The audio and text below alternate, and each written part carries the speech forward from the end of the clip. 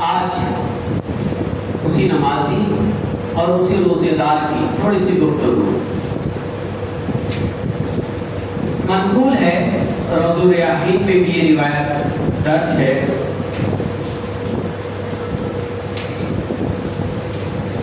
ایک شخص صاحب نظر جس کے پاس اتقوا فراست المؤمن ينظر بنور اللہ کی طاقت موجود تھی، وہ مسجد کے قریب سے گزرا، وہ مسجد کے قریب سے گزرا تو اس نے دیکھا کہ مسجد کے باہر شیطان کھڑا پریشان ہے۔ مسجد کے باہر اس شخص نے دیکھا کہ شیطان پریشانی کی حالت میں کھڑا ہے۔ اس شخص نے پھر مسجد کے اندر جھانک کے دیکھا تو ایک شخص مسجد کے اندر نماز پڑھ رہا ہے۔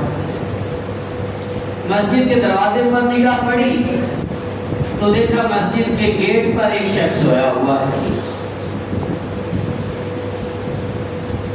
شیطان سے پوچھنے لگا، اے ابلیس، اے شیطان، تجھے تو ہم نے کبھی پریشان دیکھا ہی نہیں، آج تو کیوں پریشان کھڑا ہے یہاں؟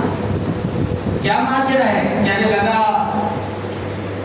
یہ جو مسجد کے گیٹ پہ سویا ہوا ہے اس نے مجھے بہت پریشان کر دیا، اس نے مجھے بہت پریشان کیا۔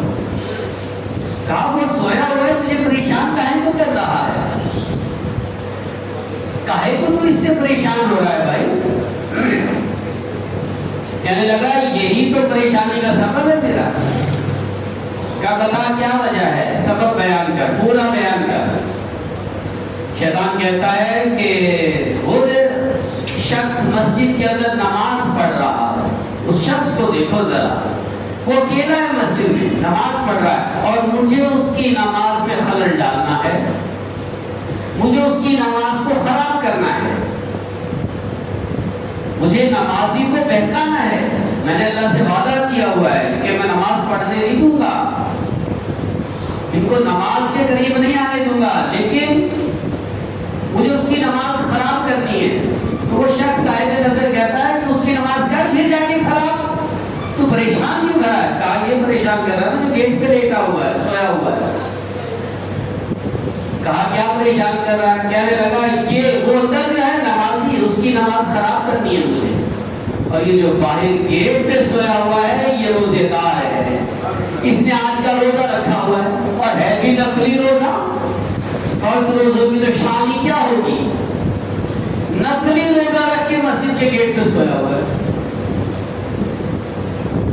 کہا تو پھر کہا یہ جو سانس لے رہا ہے نا، ایک سانس اندر جاتی ہے ایک باہر آتی ہے، ایک اندر جاتی ہے ایک باہر آتی ہے، یہ مسجد کے گیٹ پر جو سانس لے رہا ہے اس روزے دار کے سانس کی خوشبو مجھے پریشان کر رہی ہے، مسجد کے گیٹ کے قریب نہیں آنے دیتی، مجھے اندر نہیں جانے دے رہی مسجد کے۔ یہ نمازی کو خراب کرنے نہیں دے رہی مجھے، یہ نمازی کی نماز کو برباد کرنے نہیں دے رہی، اس کی سانس کی خوشبو میرے لیے آگ بن رہی ہے، مجھے جلا رہی ہے۔ یہ روایت صاحب روض الفائق نے بیان کی۔ سوچئے ایک روزہ دار جو سانس لیتا ہے، اللہ اکبر، سانس، ایک سانس آ رہی ہے، ایک جا رہی ہے، ایک آ رہی ہے، ایک جا رہی ہے، ایک آ رہی ہے، ایک جا رہی ہے، اللہ اکبر، اس سانس کو کہا گیا حدیث پاک میں مشک کی خوشبو سے زیادہ پسند ہے میرے رب کو، مشک کی خوشبو سے۔ اور یہ شیطان کے لیے، یہ شیطان کے لیے جلنے کا سبب ہے، اس کے لیے آگ ہے۔ تو نمازی کو سوچنا چاہیے کہ مجھے نمازیں پڑھنی ہیں، کیونکہ شیطان نے وعدہ کیا ہوا ہے کہ میں اس کی نمازوں کو خراب کروں گا۔ اور روزے دار کو چاہیے کہ روزہ نہیں چھوڑنا، یہ روزہ ایک ایسا ڈھال ہے، حدیث پاک میں فرمایا روزہ جہنم سے ڈھال ہے، جہنم کی آگ سے بچاؤ کا طریقہ کار ہے۔ اس چیز کو صاحب روض الفائق نے بیان کیا۔ تو لہذا پہلا میرا مدعا موضوع یہی تھا کہ دیکھیں روزہ اور نماز بڑی اہم چیز ہے، اس کو ہمیں ترک نہیں کرنا۔ جیسے رمضان گزر جائے آپ روزے پر کمر بستہ ہو یا نہ ہو، لیکن نماز پر کمر بستہ ہو جائیے، بلکہ ہو سکے تو کبھی کبھی نفلی روزے بھی رکھا کریں، کبھی کبھی نفلی روزے بھی رکھا کریں، عام دنوں میں بھی کبھی کبھی روزہ رکھ لیا کریں تاکہ شیطان دور رہے اور ہمیں نماز پڑھنے کا اچھا موقع مل جائے اور معاملات بہتر سے بہتر ہو۔ دوسرا ٹاپک ہمارا ہے اعتکاف۔ شب قدر میں شب قدر کو تلاش کرنے کے لیے اعتکاف،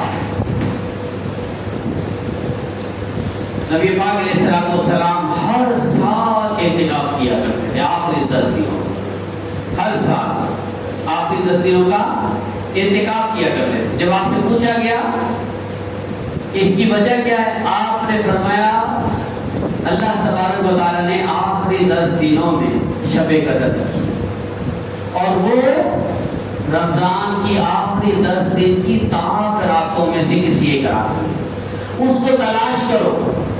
جس کو شب قدر مل گئی، جس کو شب قدر حاصل ہو گئی اور شب قدر میں اس نے تھوڑا سا بھی کوئی نیک عمل کیا، اچھا عمل کیا، 1000 سال کی نفلی عبادت سے بہتر اور افضل ہے۔ 1000 سال